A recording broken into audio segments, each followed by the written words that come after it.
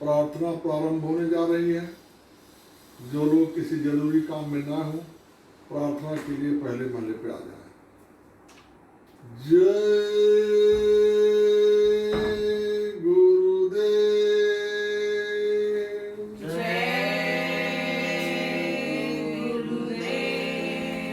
जय गुरुदेव नाम किसका? प्रभु का। जय गुरुदेव नाम किसका? प्रभु का। जय गुरुदेव नाम किसका? प्रभु का। जय गुरुदेव नाम किसका? प्रभु का। प्रभु का पावन नाम। जय गुरुदेव। प्रभु का पावन नाम। जय गुरुदेव। प्रभु का पावन नाम। जय गुरुदेव। प्रेम से बोले जय गुरुदेव। प्रातः स्मरणीय सर्व समर्थ सदा सर्वत्र वंदनीय परम पूज्य नामी महाप्रभु बाबा जय गुरुदेव जी, गुरु जी महाराज के चरणों में प्रथम कोटि कोटि प्रणाम। जय गुरुदेव। गुरु महाराज की बड़ी विशेष कृपा हम सब पे, जो ऐसा अवसर मिला, हम सब बैठ के प्रभु को याद करेंगे, गुरु से प्रार्थना करेंगे। मनुष्य जीवन के लिए यह समय बड़ा ही लाभकारी और उपयोगी होता है। जब भी ऐसा अवसर कहीं भी मिले, उसका लाभ अवश्य लेना चाहिए। एक प्रार्थना बोली जाएगी, उसको आप लोग भी दोहराइएगा। पहले मैं बोलूँगा, फिर आप लोग एक साथ एक स्वर में बोलिएगा। जय गुरुदेव, जय गुरुदेव। मन तू भजो गुरु का नाम। मन तू भजो गुरु का नाम। दया में घर से नर्तन पायो। दया में हृद से नर्तन पायो। मत करना अभिमान। मत करना अभिमान। हे मन तू भजो गुरु का नाम। मन तू भजो गुरु का नाम। जो धन तुमको दिया गुरु ने, जो धन तुमको दिया गुरु ने, उससे कर कछु काम। उससे कर कछु काम। हे मन तू भजो गुरु का नाम। मन तू भजो गुरु का नाम। एक दिन खाली पड़ा रहेगा। एक दिन खाली पड़ा रहेगा। जाए बसो शमशान। जाए बसो शमशान। हे मन तू भजो गुरु का नाम। मन तू भजो गुरु का नाम। एक दिन ये सब लुट जा जाएगा। एक दिन ये सब लुट जाएगा। एक दिन ये सब छूट जाएगा। एक दिन ये सब छूट जाएगा। संग न जाए छदाम, संग न जाए छदाम। हे मन तू भजो गुरु का नाम। हे मन तू भजो गुरु का नाम। ये संसार रैन का सपना, ये संसार रैन का सपना। आए किया विश्राम। आए किया विश्राम। ये मन तू भजो गुरु का नाम। हे मन तू भजो गुरु का नाम। रिश्ते नाते चार दिना के, रिश्ते नाते चार दिना के। संगी साथी पल दो पल के। संगी साथी पल दो पल के। अंत न आवे काम, अंत न आवे काम। हे मन तू भजो गुरु का नाम। हे मन तू भजो गुरु का नाम। हे मन तू भजो गुरु का नाम।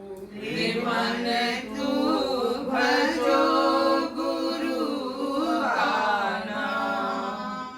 ताते चेती करो सत्संगत, ताते चेती करो सत्संगत।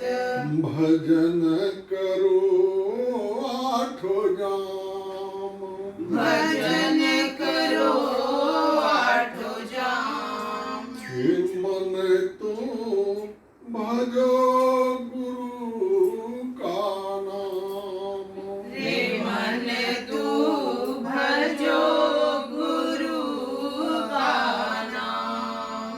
काल कर्म के बंधन छूटे, काल कर्म के बंधन छूटे। मिले पुरुष सतनाम। मिले पुरुष सतनाम। हे मन तू भजो गुरु का नाम। रे मन तू भजो गुरु का नाम। यही भजन तेरे साथ चलेगा। यही भजन तेरे साथ चलेगा। तू पावेगा तू पावेगा राम। हे मन तू भजो गुरु का नाम। रे मन तू भजो गुरु का नाम। मन तू भजो गुरु का नाम। हे मन तू भजो गुरु का नाम। जय गुरुदेव। जय गुरुदेव। उपस्थित सभी सत्संगी प्रेमी, बच्चे बच्चियों, मेरी आवाज़ को किसी भी माध्यम से सुन रहे प्रेमी जन, सबको सादर सप्रेम जय गुरुदेव। ये गुरु महाराज की बड़ी विशेष कृपा हम सब पे हुई, जो ऐसे कठोर समय में हम सबको ये अवसर दिया कि बैठ के हम लोग प्रभु को याद कर सकें, उनके वचनों को याद कर सकें। ये बहुत ही भाग्य से मिलता है ऐसा समय। ऐसा अवसर जब भी मिले, कहीं भी मिले, उसका लाभ अवश्य लेना चाहिए। ये मनुष्य जीवन जो है, भगवान कृष्ण ने गीता में कहा है, ये धर्म क्षेत्र कर्म क्षेत्र, ये क्षेत्र है। क्षेत्र मतलब धरती है, जगह है, भूमि है, और इसमें आपको खेती करनी है। कैसी खेती करनी है? जैसे किसान अपने खेत में खेती करता है, गेहूं बोता है, धान बोता है, बाजरा बोता है, ज्वारी बोता है, मक्का बोता है, या नाना प्रकार की फसलें, गन्ना लगाता है, जो उसकी इच्छा है, जो फसल लगाता है, जो फसल लगाता है वही उसको होता है।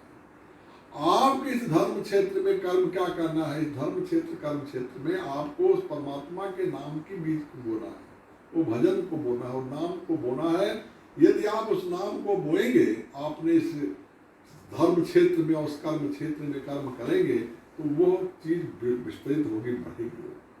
जो चीज आप बोएंगे वही चीज आपके अंदर होगा। जो आपका जैसा विचार होगा, ऐसा उसमें चीज पैदा होगी। जो भी, इसीलिए कहा है कि ये जो जय गुरुदेव नाम आपको गुरु महाराज ने दिया, ये बीज आपको दिया, बीज मंत्र है। इस बीज को आप इस शरीर में बो, अंदर इसको बो, इस मन में बो, आत्मा में बो। तो जब इसको बोने का मतलब, इसको याद करो, सुमिरन करो, इसका ध्यान करो और भजन करो। तो जब आप ये करेंगे तो इसके अंदर बढ़ोतरी होगी, और उस बढ़ोतरी से जो फसल पैदा होगी, उस फसल के बदले में आपके कर्म कटेंगे। जैसे संसार का लिया हुआ कर्जा बिना दिए हुए नहीं भुगतान होता है, ऐसे ही वो पूर्व जन्म के हमारे जो कर्म है, हमारे जो प्रारब्ध कर्म है, क्रियामान कर्म है, और जो हमारे संचित कर्म है, जो क्रियामान कर्म जो हम रोज कर रहे हैं, जो संचित कर्म जो मेरा पुराना है प्रारब्ध, वो जिस आधार पे हमारा प्रारब्ध बना हुआ, जो हम प्रारब्ध लेकर के पैदा हुए हैं, ये सभी कर्मों के भुगतान होने हैं, कटने हैं। उन कर्मों का भुगतान करने का और करने का दो तरीका, या तो आप उसको भोगो धीरे दे करके, आपको भोगा करके वो कटाता है, और अथवा इस नाम का जाप करके, नाम का सुमिरन करके, गुरु के शरण में जा करके, गुरु को याद करके, उनके बताए हुए साधन भजन और ध्यान को करके उन कर्मों को काटो, जो उसका भुगतान दे दो। जो उसका भुगतान दे देंगे तो वो खत्म हो जाएगा, और जब कर्म खत्म हो जाएगा तो आपकी जीवात्मा निर्मल हो जाएगी, और जीवात्मा जब निर्मल हो जाएगी तो बोले निर्मल मन जन सो मैं पावा, मुझे पा जाओगे। तो इसको भजन करने के लिए, उस नाम की खेती करने के लिए शरीर आपको मनुष्य जीवन मिला है। मनुष्य जीवन कोई तफरीह करने के लिए और इस संसार में मौज मजा करने के लिए नहीं मिला है।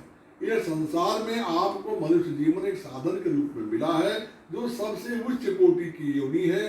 देवता भी इस योनि के लिए तरसते हैं, ऐसा मनुष्य जीवन आपको मिल गया है। अब इस मनुष्य जीवन को पा करके, और अगर आप संसार के कचरपट्टी में संसार के कचरे इकट्ठा करते रह गए, कचरे का मतलब संसार की धन दौलत, रुपया पैसा, पद प्रतिष्ठा, मान मर्यादा, घर द्वार, मकान दुकान, गाड़ी घोड़ा और परिवार की बढ़ोतरी और उसी के विकास में आप लगे रह गए, तो उसी विकास के, उसी के पालन पोषण में आपका समय व्यतीत हो जाएगा, और आप उस खेती को, जो महत्वपूर्ण बीज नाम का आपको मिला, उसकी खेती आप नहीं कर पाएंगे। पहली बात तो आपका कर्तव्य था कि आप इस चीज को ढूंढते, और जिसको रास्ता नहीं मिला, नाम नहीं मिला, वो किसी महापुरुष को ढूंढ करके नाम प्राप्त कर लेता। हम आप सब भाग्यशाली हैं, अपने ऐसे समय में आए जिस समय में बाबा जय गुरुदेव जैसा समर्थ महापुरुष उपलब्ध है, और इन्होंने वो नाम की बख्शीश हम सबको आप दे दी। ये दे दिया, गारंटी दे दिया कि ये नाम की बख्शीश जिसको मिल गई है वो सचखंड पहुंचेगा, नहीं अपने घर पहुंचेगा। गुरु महाराज ने कहा कि अंदर की जितनी रचनाएं हैं, बाहर की जितनी रचनाएं हैं, ये सब रचनाएं विनाश हैं, परिवर्तनशील है, सबको खत्म होना है। ये कोई अस्थायी नहीं है। सिर्फ आपका वो सतलोक सचखंड वो अचल और अविचल है, जिसमें कभी किसी प्रकार का कोई बदलाव नहीं हो सकता है। तो उसको जानने का तरीका आपका वही है कि आप उस चीज का खेती करो, नाम की आप खेती करो। अभी खेती करने के लिए आपको जो भी साधन महापुरुष बताते हैं उस साधन को आपको करना होगा। वो बताते हैं आप सुमिरन करो, वो बताते हैं आप ध्यान करो, वो बताते हैं आप जो है भजन करो। ये बीज बोने के बाद जैसे खेत की सिंचाई किसान पानी से करता है, उसमें खाद डालता है, उसकी गुड़ाई करता है, उसके खरपतवार को निकाल करके बाहर करता है, अपने अपने बीज का जो पौधा है उसको बचाता है, ऐसे ही आपकी शरीर रूपी खेती में भी सिंचाई के लिए भक्ति रूपी जल चाहिए, सत्संग मिलना चाहिए। सत्संग जल जो कोई पावे मैलाई सब कट कट जावे। सत्संग को प्राप्त करो, सत्संग खोजो, सत्संग जहाँ मिले। गुरु महाराज ने कहा कहीं भी सत्संग हो रहा हो आप सत्संग को प्राप्त करो और उसको सुनो और उसमें से गुनो, और जो आपकी चीज काम की हो उसको आप ग्रहण करो, बाकी छोड़ दो। सार को गए रहो, थोथा दे उड़ाए, उससे कोई मतलब आपको नहीं है। आप जो आपकी चीज है वो उसको ले लो, जो नहीं काम की उसको आप छोड़ दो।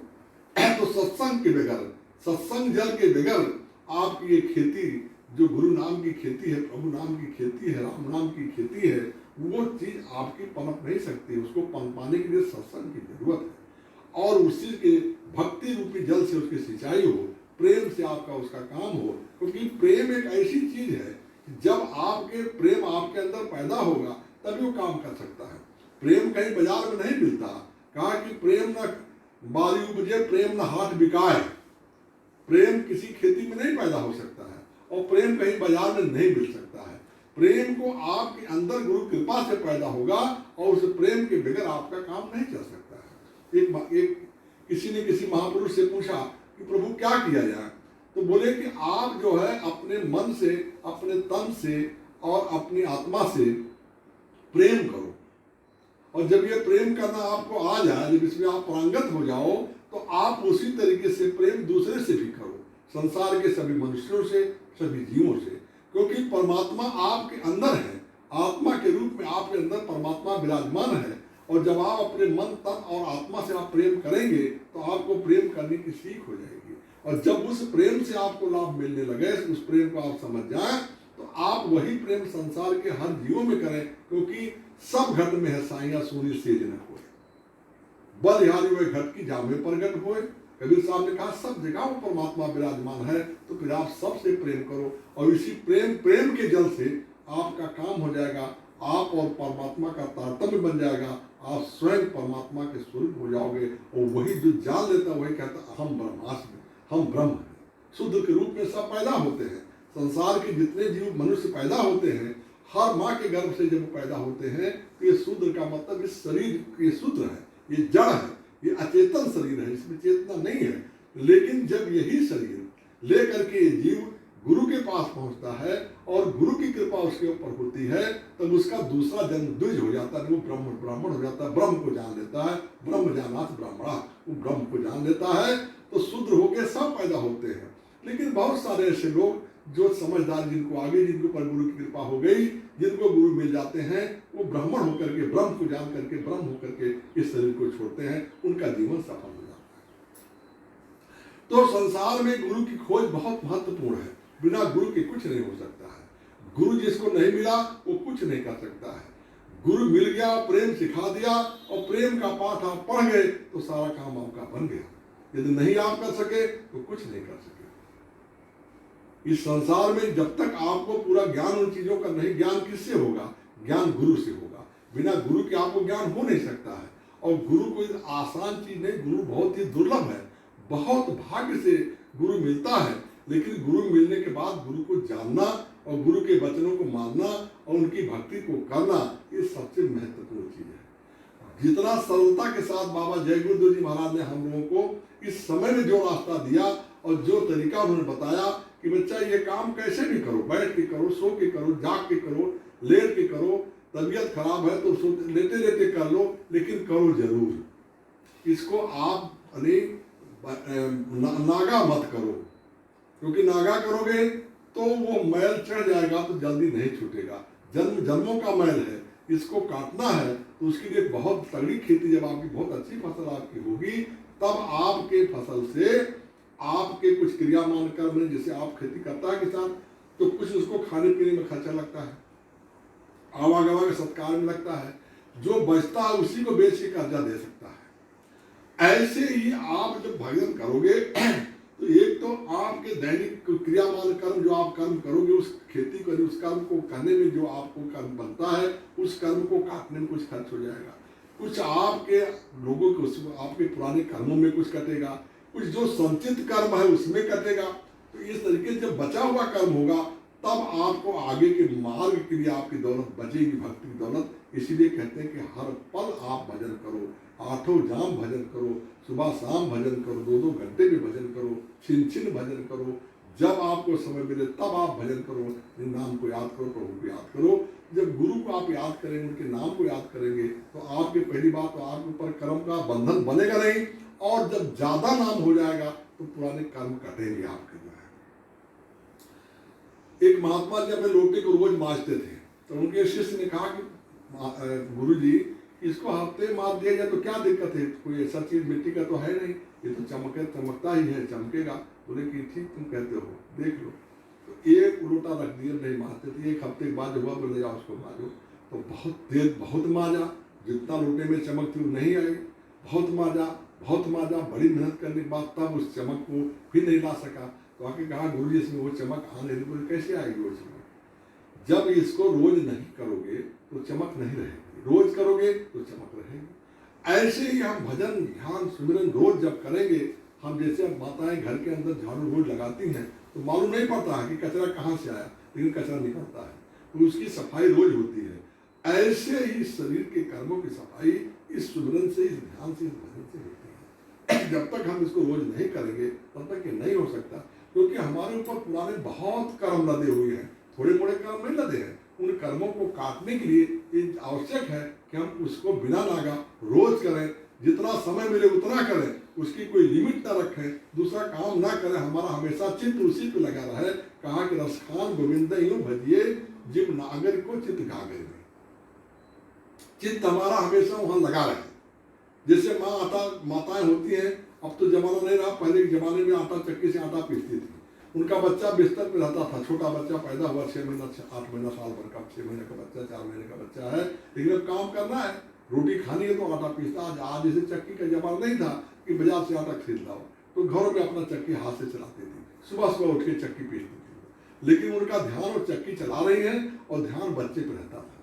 बच्चा जैसे जरा से चें से किया तुरंत उठ के चलेगी, उसको दूध पिलाई, फिर सुला दी, फिर आकर के फिर अपना आटा पीसती। तो कह क्यों ऐसा?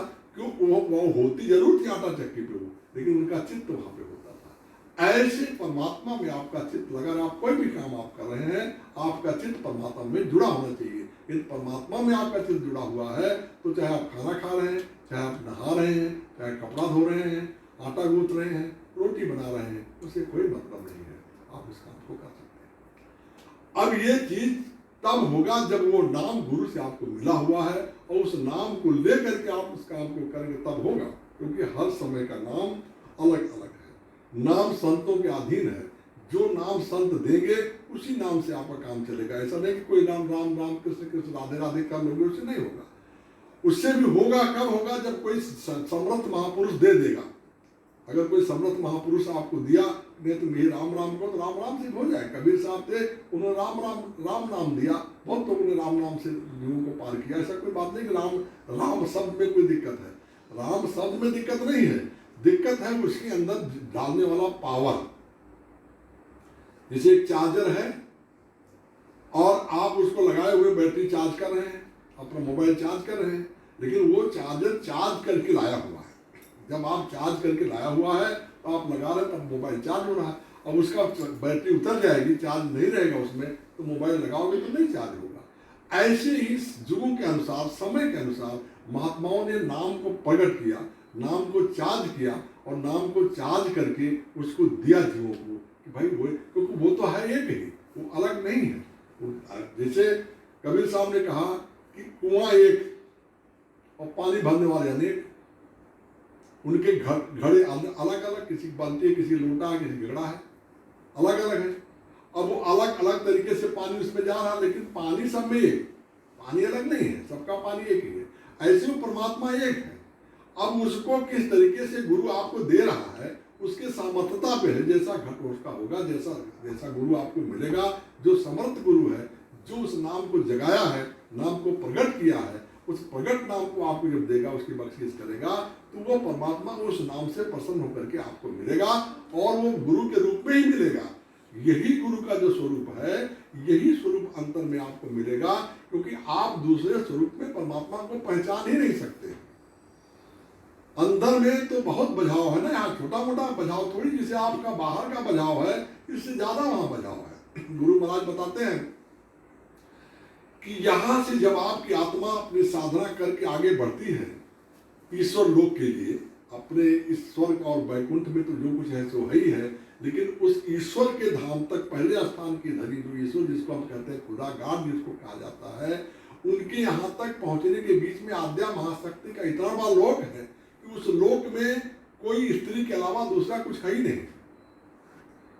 तो उस लोक को पार करना सामान्य जीवात्माओं के बस की चीज नहीं है, गुरु की कृपा से वो पार होगा, क्योंकि उनको वहां पर लगाया गया, उनकी ड्यूटी लगाई गई है कि कोई भी जीव इस तरफ आने ना पाए, उसको जो चाहिए सब वही दे दो, राजपाट धन दौलत रुपया पैसा मान सम्मान प्रतिष्ठा जो चाहिए सब दे दो, लेकिन मेरे पास तक नहीं है। कोई जीवात्मा निकल करके संसार से बाहर नहीं जाना चाहिए। उन्होंने अपने कारिंदों को यहाँ लगा कर रखा है और वो पूरा प्रयास करते हैं और पूरी नाकाबंदी करते हैं, हर तरीके की उसकी व्यवस्था बना कर रखे हैं। लेकिन गुरु का जो सामर्थ्य होता है, गुरु के सामर्थ्य के सामने सबका सामर्थ्य फेल होता है। वो जब गुरु कृपा करता है तब आपको उन चीजों से बचा करके फिर जाकर के ईश्वर का दर्शन कराता है। और जब यही जीवात्मा ईश्वर के पास पहुंचती है, ईश्वर का दर्शन करती है, ईश्वर का साक्षात्कार करती है, तो ईश्वर देख करके खुश होते हैं। खुशी इस बात की उनको होती है कि मेरे इतने बंधनों के बावजूद भाई मौका देते हैं, वो मौका देते हैं, क्योंकि उन्हीं की दिया हुआ, उन्हीं की कृपा है कि आपको ये मनुष्य शरीर मिला हुआ है। यदि वो ना दें तो कोई उनको कह नहीं सकता कि आप मनुष्य जीवन दो इनको, लेकिन वो कृपा करके, इनका कमो कृपा कर न तनते हैं, वो आपके ऊपर उनकी कृपा कि आपको मनुष्य जीवन दिया, वे कह करके दिया कि ये शरीर तुम्हें हम दे रहे हैं, ये मेरा शरीर आप ऐसे सुरक्षित हमको लौटा देना और अपना काम इतने समय में कर लेना, ये तुम्हारी सांसों की पूंजी, ये तुम्हारे कर्म प्रारब्ध है, ये तुम्हारी व्यवस्था, तुम्हारे भोग है, सब इंतजाम करके आपको दे देते हैं। अब आप यहाँ आकर के, लेकिन वो अपना जाल भी छोड़ देते हैं, मन को, बुद्धि को, चित्त को, अहंकार को, काम को, क्रोध को, लोभ को, सब आपके साथ लगा देते हैं। सारे दूत उनके हैं लगे हुए हैं। अब इन दूतों के चक्कर में आप पड़ जाते हैं और पढ़ करके आप दूसरे कामों में फंस जाते हैं, समय निकल जाता है और उनका दूत, उनका करिंदा खड़ा हो जाता है कि भाई अब समय पूरा हो गया, मकान खाली करो, चलो, और आपका हिसाब किताब कर देते हैं। आपके अच्छे कर्म हैं तो आप बोले चलो आप स्वर्ग में आनंद करो, वैकुंठ में आनंद करो, और ज्यादा अच्छा है तो मेरे देश में आ जाओ, सूक्ष्म लोक में आनंद करो, कोई दिक्कत नहीं है। मतलब जाने का हिसाब किताब का। आप जब गुरु के शरण में जो जीव वही काम करेगा तो वो भी उन्हीं रास्तों पे जाएगा, वो भी स्वर्ग में जाएगा, वैकुंठ में जाएगा और सब लोकों में होते हुए सूक्ष्म लोक उनके यहाँ पहुंचेगा। जब वहां वो पहुंच जाता है उनके पास तक, तो वो पहुंचने के बाद उनको प्रसन्नता इसलिए होती भाई चलो एक जीव ने तो कम से कम इस काम को हंसते हैं। वो गुरु महाराज ने कहा, गोस्वामी ने लिखा है कि मोह विरोध राम मुस्काए, हमको देख करके राम और वो काल ईश्वर मुस्कुराता है। मुस्कुराता मतलब अपना वो रास्ता पर रोक करके बैठे हैं, मुख्य दरवाजे पर चौकी लगाए हुए हैं अपनी को, कि उसके आगे कोई जीव जा ना सके, किसी दूसरे के भरोसे नहीं छोड़े हैं। वहां पे मुख्य गेट पे स्वयं बैठे हुए हैं, अगर किसी को जाना है तो वही रास्ता देंगे। तो मुस्कुराने का मतलब, मुस्कुराने का मतलब, बोलने का मतलब दरवाजा खोल देते हैं कि चलो भाई अब तुम आ गए यहाँ तक, अब तुम आगे भी जाओ। तो उसको जब उनके मोह, तो लिखते हैं गोस्वामी जी की, जैसे मुस्कुराते हैं बेहसत तुरंत गयो मुख माही, जैसे मुस्कुराए हम उनके अंदर चले। और उधर जाते हैं जब क्या देखते हैं, उधर माल अंदर आया देखो बहु ब्रह्मांड निकाया। वहां गए तो क्या देखते, रचना अमित एक ते एका, एक अलग अन्य रचनाएं, वहां पे अलग अलग रचनाएं सब बनी। वहां जाओ तो वहां की रचनाओं को देखो तो वहां भी जीव फंस जाता है। अच्छी अच्छी चीजें, सुंदर चीजें वो देख करके जीव उसी में फंस जाता है, वहां से हटने का उसका मन नहीं होता। लेकिन गुरु का सामर्थ्य होता है कि गुरु उस जीव को लेकर आगे चलते हैं।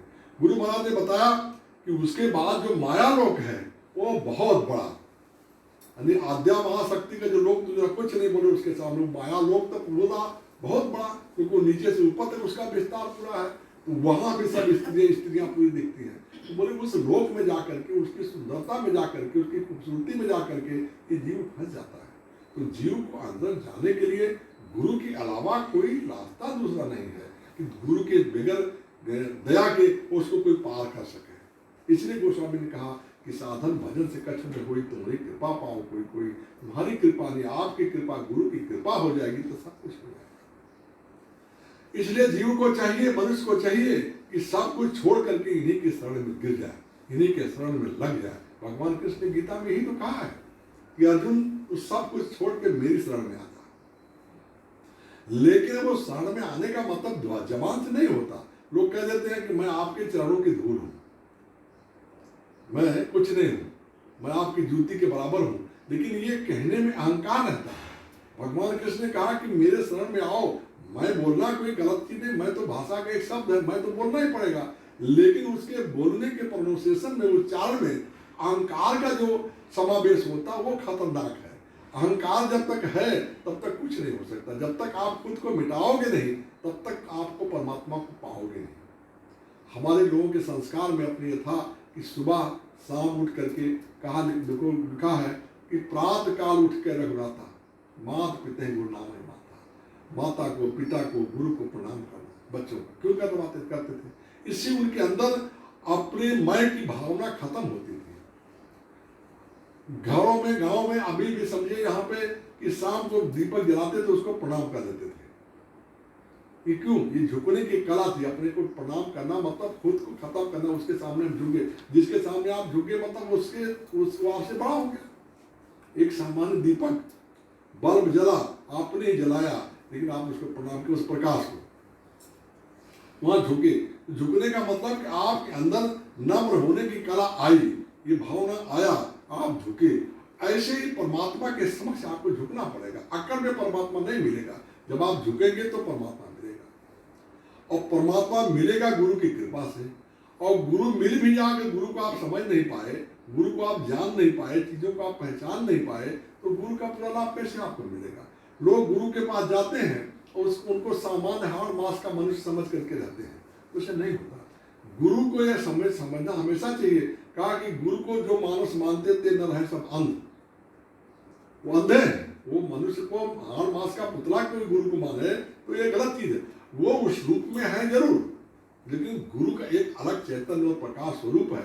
उनके अंदर एक चेतन धारा बह रही है, उस धारा को पहचानेगा जो उसका लाभ उसको मिलेगा, सामान्य को नहीं मिलेगा। आप नहीं कोई चीज को समझे तो उस चीज का लाभ आपको नहीं मिलेगा, वक्त निकल जाता है। एक कुम्हार जो है मिट्टी खोद के अपना बर्तन बनाने के लिए लाते थे, गधे लाद करके, अपने खच्चर गधा रखा था, उसे लाद के लाता था। वो मिट्टी खोद रहा था, तो मिट्टी खोदने में उसको एक पत्थर जैसा चीज दिखा, मन हीरा मिला उससे उसको, लेकिन वो उसको नहीं ज्ञान था। वो समझा कोई चमकीला पत्थर अच्छा सा है, तो उसने क्या किया, उसको लिया, बोला अच्छा चलो गधे के उसमें गले में बांध दिया। अपना लाता रहता था, मिट्टी लाना ले जाना, और मिट्टी को रोजता था और उसका बर्तन बनाता था। अपना गधा वहाँ रहता था, बांध दिया, अपना चल रहा है, अपना जो भी है चमकता था, वो देखता था, उसको भी अच्छा लगता था, भाई अच्छा पत्थर मिल गया हमको, और हमारे गधे को भी अच्छा लगता है, बांध दिया अपने गधे। और गधे से क्या पत्थर बार हो जाए, कोई तो अपना घास खा रहा है, चल रहा, चमक रहा, चमक देख रहा, जो भी देखता था वो अपना कुम्हार वो देखता था, जो मिट्टी लेके आता था। अब वो मिट्टी रूदता था, मतलब इसे माताएं बहनें आटा गूंथती है ना, रूदते मतलब गूंथना उसको।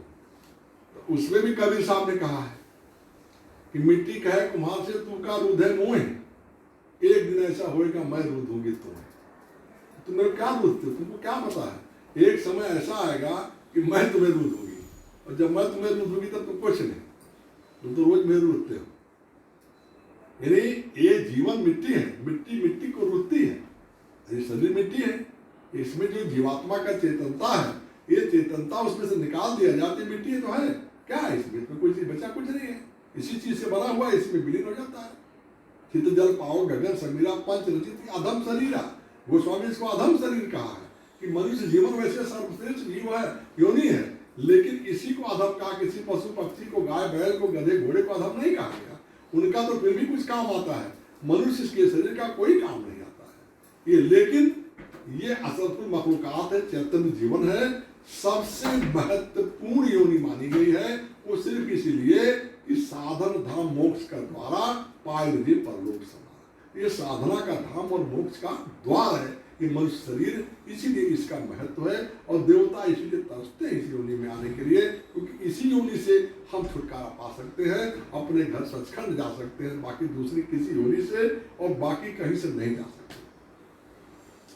तो लेके आता था तो उसके गधे पर बंधा हुआ था। एक दिन कोई बनिया उधर से गुजर रहा था, उसने उसको देखा, उसकी चमक को, तो उसने समझा कि भाई इसका मतलब ये समझ नहीं पाया कि क्या चीज है। उसने कहा ये पत्थर जो तुम बांधे हो मुझे दोगे? बोल दे दो। बोले क्या चाहिए? बोले हमको आप 5 सवा किलो गुड़ दे दो।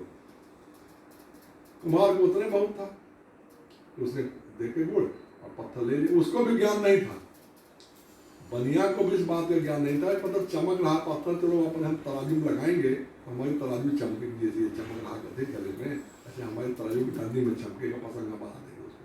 पसंगा मतलब ये होता है कि तराजू के 2 पर्दे होते हैं, उसमें कभी कोई एक पर्दा कम ज़्यादा हो जाता है वजन का, तो उसमें जिसका ज़्यादा रहता है एक ऊपर रहेगा, तो उसमें कोई सामान डाल देंगे जो ऊपर रहेगा, जिसको दोनों को लेबर कर दें, जिससे दोनों तोड़ने के लिए बराबर हो जाए। उसमें कोई चीज़ बांध देते थे या कोई चीज़ डाल देते थे, जिससे तोड़ दें पसंगा, मतलब दोनों डंडी बराबर हो जाए। तो उसने सोचा कि चलो उसमें हम बना लेंगे, हमारा चमकेगा भी और अच्छा से रहेगा, बना दिया उसको। उसका कोई कुछ सामान लेने के लिए कोई जौहरी आएगा,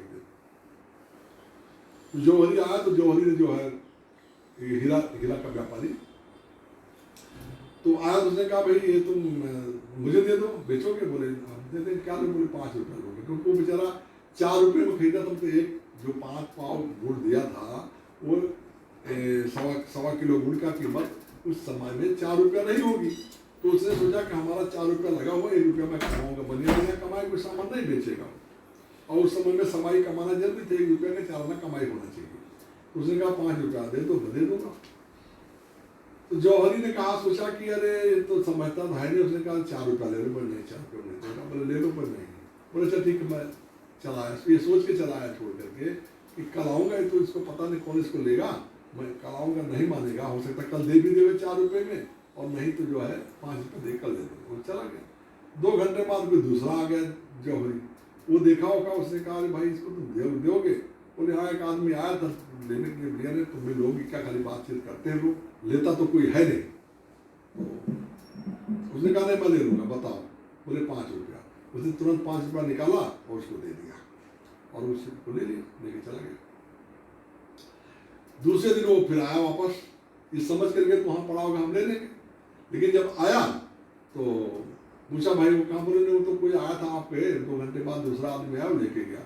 तो अब वो उसको समझा रहा है, मतलब अपने दिमाग का खींच उतार रहा है, अरे तुम बेवकूफ थे, तुम पागल थे, तुमको तो ज्ञान नहीं था। वो लाख रुपए का हीरा था। बोले मैं बेवकूफ पागल था कि तुम बेवकूफ पागल थे? हम तो 4 रुपया लगाए थे और 5 रुपया कमाए, 1 रुपया कमाए, और तुम तो मतलब 5 रुपया नहीं लगा पाए, और तुम जो 99,500 रुपये तुम्हारा नुकसान हो गया।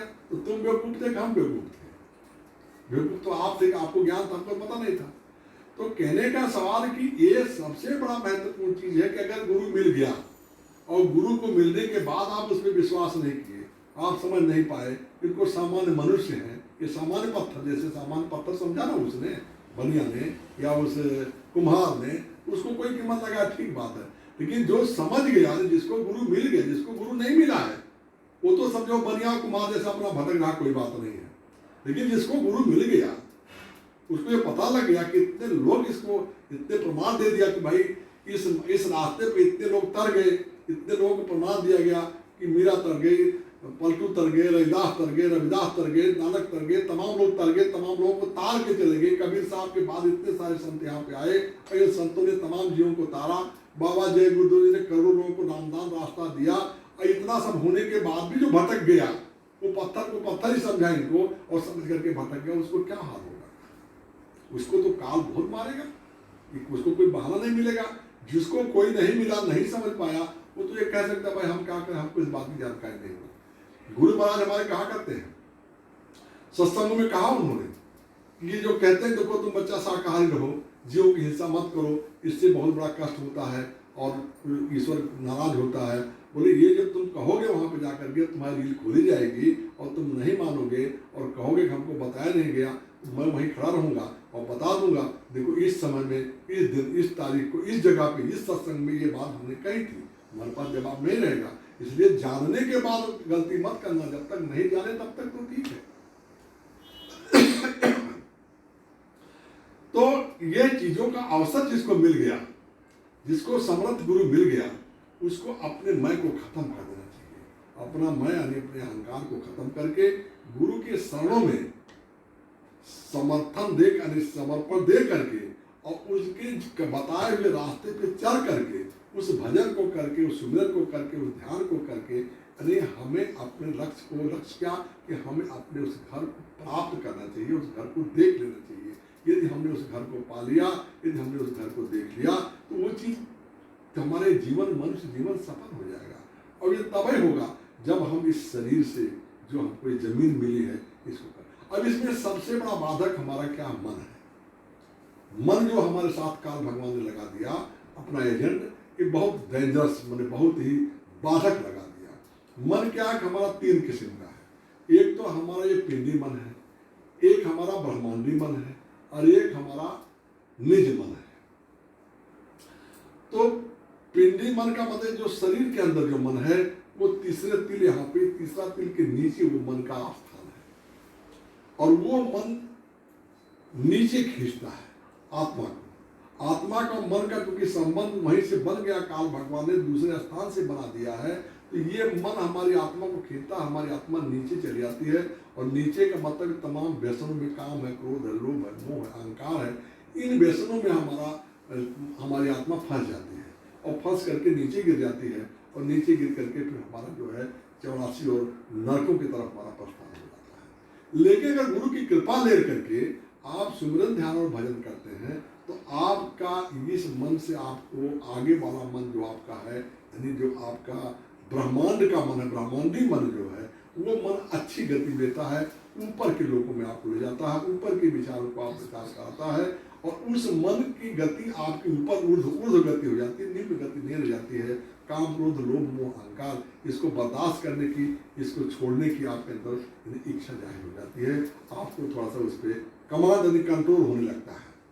और निज मन जो है, निज मन तो आपका समझिए कि वो दूसरे पद पे, वहां पे उपस्थित है। दूसरे पद मतलब जो ब्रह्म स्थान के नीचे वहां पे है। और वो निज मन के अंदर ही नीचे की सारी रचना का बीज है, यानी सारी रचना का मालिक वही, सारी रचना वही करता है।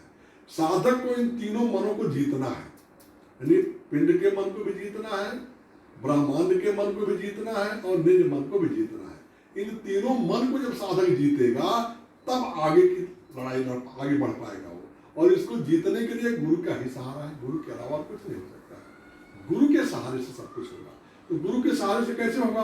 कि गुरु ने जो कहा कि नाम भजो, नाम भजो, नाम भजो, भज गोविंदम, भज गोविंदम, भज गोविंदम, बोल मते। बोले कुछ मत करो, गोविंद को भजो, गोविंद को भजो। अरे मूर्ख, गोविंद को भज और कुछ नहीं करना है। गोविंद मतलब गुरु का दिया हुआ नाम, जैसे हम लोगों को जय गुरुदेव नाम मिला हुआ है। तो जय गुरुदेव नाम के भजन से, इसकी याद से ये मन ठंडा होगा। इसकी नाम की जब बौछार पड़ेगी, तो मन की जो तपस है वो खत्म होगा। वो काम, क्रोध, लोभ, मोह, अहंकार, ये सब जीव, ये सब चीजें डाउन होंगी। और इनको जब डाउन होगा तो आप ऊपर बढ़ेंगे, और ऊपर बढ़ेंगे तो आपका मार्ग प्रशस्त होगा, आपके घर जाने का रास्ता साफ होगा। तो इस मन को संभालने के लिए गुरु के द्वारा दिए हुए नाम का भजन से ही वो चीज हो सकता है। भजन सुमिरन कैसा है? सुमिरन करने का मतलब गुरु को याद करना है, उसमें कुछ नहीं करना, कोई मेहनत नहीं है। आप नाम लो, गुरु को याद करो, उनके स्वरूप को याद करो। दूसरा नाम लो, दूसरे स्थान के धन को याद करो। तीसरा नाम, तीसरे स्थान के धन को याद करो। चौथा नाम, चौथे स्थान के धन को याद करो। पांचवा नाम, पांचवें स्थान के धन को याद करो। जो बताया गुरु महाराज ने, उस तरीके से उसको याद करो, और हर पल गुरु से माफी मांगते रहो। उसी में चित्त से एक आपका सुमिरन करो और गुरु से माफी मांगो। सुमिरन करो, गुरु से माफी मांगो, प्रार्थना करो कि हमारे मन को संभालो, हमारे मन को संभालो, हमारे मन को संभालो। तो मन ऐसा करने पे इस अभ्यास के करते करते मन संभल जाए। और जब तीनों मन को आप जीत जाएंगे तो फिर आपको रोक नहीं सकता है, तो फिर आप विजयी हो जाएंगे। और विजयी होकर के आप अपने घर के रास्ते पे चले जाएंगे, फिर वहां कोई नहीं रोकेगा आपको। फिर वहां सब आपके सहायक हो जाएंगे, सारे के सारे देवी देवता सब आपका स्वागत करेंगे। उस गांव के, जैसे आपके गांव में जाओ, किसी शहर में जाओ, कोई आता है, जैसे बड़ा आता, प्रधानमंत्री, मंत्री आदि लोग स्वागत करते हैं ना, ऐसे जब जीवात्माएं उन लोगों में जाती हैं तो महापुरुषों ने कहा उनका स्वागत होता है। और उनका स्वागत करने की जो जीवात्माएं आती जो वहां पे मौजूद है, और जो आगे चली गई है वो आगे चली गई, लेकिन जो वहां पर रह रहे हैं वो उनका स्वागत करते हैं। वो तो बेचारे पछताते हैं, मेरा तो जाना नहीं हो पाएगा, लेकिन कम से कम ये जो आए हैं ये भाग्यशाली हैं, उनको स्वागत करके आगे का रास्ता देते, आगे आपकी विदाई कर देते। कैसे? गुरु की कृपा से। गुरु के सामर्थ्य में ही सब कुछ सामर्थ्य है। गुरु से बड़ा इससे संसार में यहाँ कुछ नहीं है। और उन्हीं का सारा किया कराया सब जगह सब घर में व्याप्त है। साहिब तेरी साहिबी सब घर में समाये, सारे घर में सारी जगह पे उन्हीं का सब कुछ विस्तार है। और उसी विस्तार को समझने के लिए रास्ता गुरु महाराज ने दिया कि आप नाम का सुमिरन करो, उसका ध्यान करो और भजन करो। आज एक मित्र गुरु भाई उन्होंने फोन किया और उन्होंने कहा कि ये सुमिरन करने के बाद में हम तुरंत अगर भजन करें तो क्या दिक्कत? कोई दिक्कत नहीं है, आपका मन जहाँ लगे। गुरु महाराज ने कहा कि आप सुमिरन कर रहे हो, सुमिरन करना रोज जरूरी है।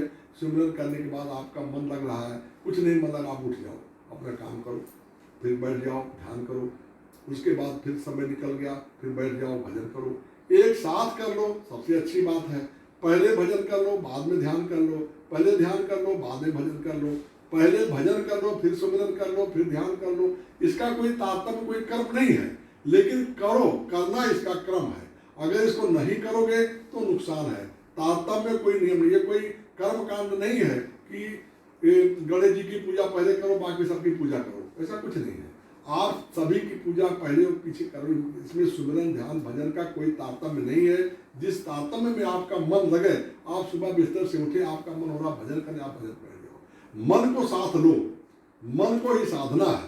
और आपको तीनों मन को जीतना है।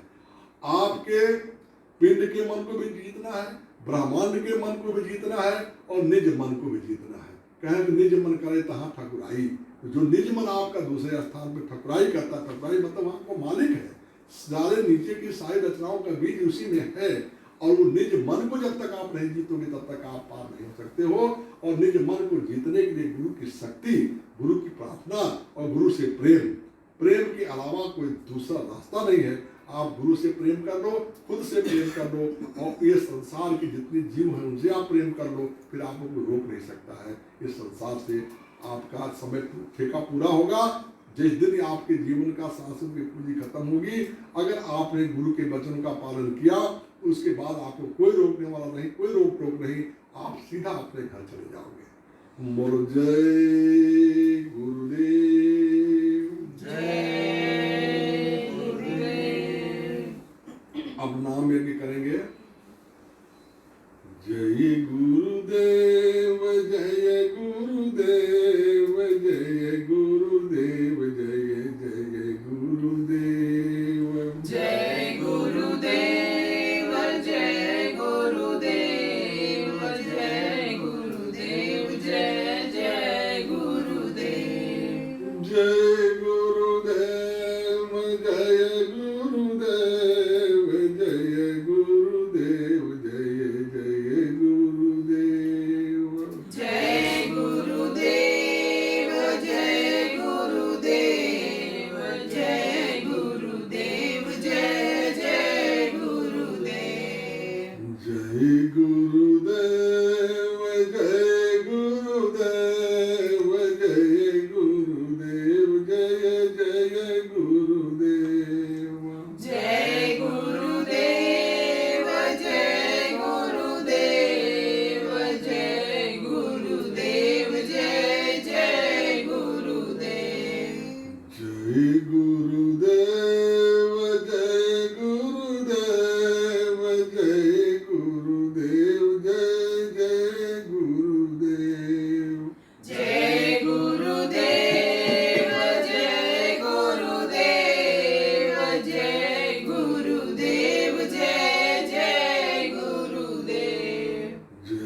गुरुदेव जय गुरुदेव जय गुरुदेव जय गुरुदेव जय गुरुदेव जय गुरुदेव जय गुरुदेव जय जय गुरुदेव जय गुरुदेव जय गुरुदेव जय गुरुदेव जय जय गुरुदेव जय गुरुदेव जय गुरुदेव जय गुरुदेव जय जय गुरुदेव जय गुरुदेव जय गुरुदेव जय गुरुदेव जय जय गुरुदेव जय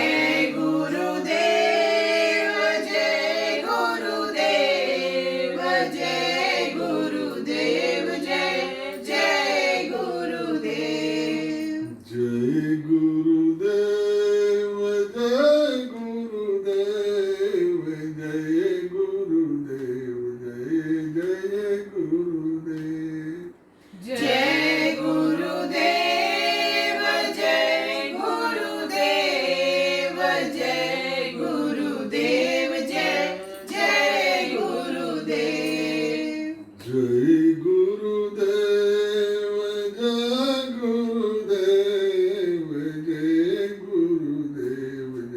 गुरुदेव जय जय गुरुदेव जय गुरुदेव जय गुरुदेव जय गुरुदेव जय जय गुरुदेव जय गुरुदेव जय गुरुदेव जय गुरुदेव जय जय गुरुदेव जय गुरुदेव जय गुरुदेव जय गुरुदेव जय जय गुरुदेव जय गुरुदेव जय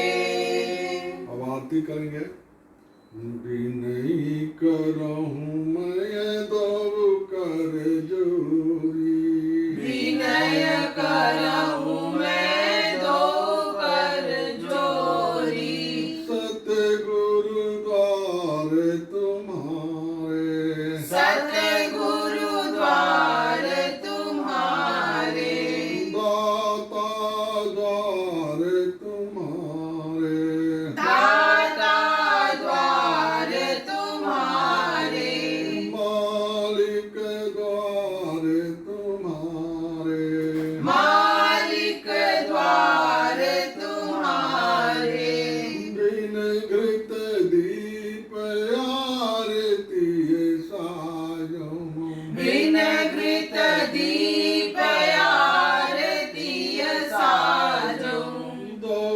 अखियन मझ धारे दो अखियन मझ धारे भाव सहित नित बैठी झरोखे भाव सहित नित बैठ जरोखे जो हत प्रियतम प्यारे जो हत प्रियतम प्यारे भग ध्वनि सुनहु श्रवण रिय अपने पग ध्वनि सुनहु श्रवण प्रिय अपने मन के काज विसारे मन के काज विसारे जागिय सुरत प्रियत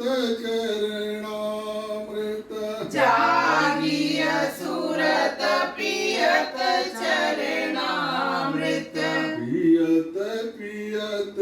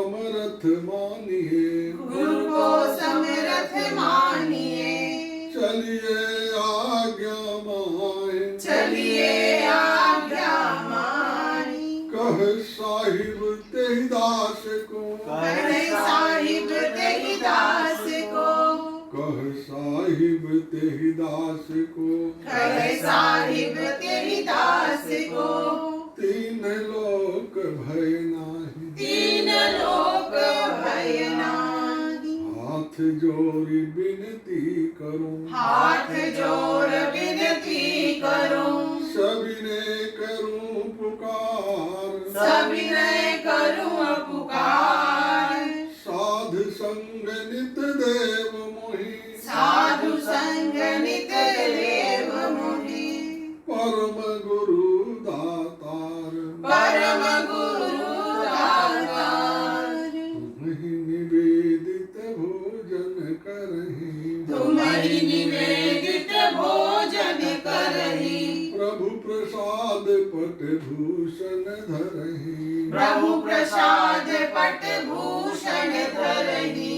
सब साधन कर यह फल सुंदर, सब साधन कर यह फल सुंदर। प्रभु पद पंकज प्रीत निरंतर, प्रभु पद पंकज प्रीत निरंतर, गुरु पद पंकज प्रीत निरंतर, गुरु पद पंकज प्रीत निरंतर। बोल जय गुरुदेव। जय गुरुदेव। बाबा जी का कहना है शाकाहारी रहना है, हिंदू मुस्लिम सिख ईसाई शाकाहारी हो जाओ भाई। बीमारियों से जो बचना है, शाकाहारी रहना है। बोल जय